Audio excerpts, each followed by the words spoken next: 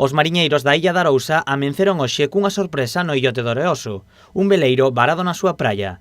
A embarcación ten uns 11 metros de eslora e é propiedade duns visitantes valencianos. Nada, o que sabemos é que debe de ser esta noite cos temporales, co temporal que hubo, pois nada, debe de ser de madrugada que embarrancou ali no Oreoso un velero. Polo que vemos, polo que sabemos son dunhas persoas que estaban, duns visitantes que estaban pasando uns días pola zona. O barco estaba atracado no porto do Grove, pero o temporal arrastrouno ata o Oreoso. Por fortuna, o veleiro non sufriu danos. O aviso o deu a Confraría de Pescadores e a Tarisa chegaron xunto con Salvamento Marítimo e Gardacostas.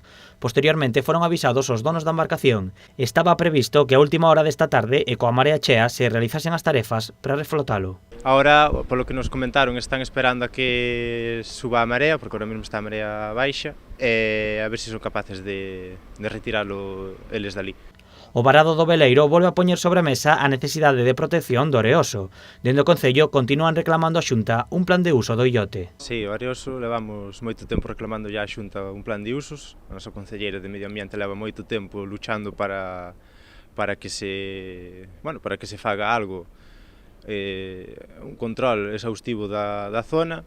Non se ve que haya moitas trazas sempre de sí, todo é boas palabras sí, pero non dan feito ese plan de usos. A ver se este verán vai dunha vez, non será xa por insistencia deste Concello da nosa concelleira. Ante a falla de medios do Concello, a principal protección do illote leva a cabo a Confraría da Illa. A Oreoso, ahora mesmo dalle a vida a cofradía, que é a que se involucra bastante, sobre todo no seu control da zona, intentaremos palialo. Nós, como non temos medios marítimos para poder mandar alguén para ali, polo menos a verdad que é iso, agradecer á cofradía a súa labor.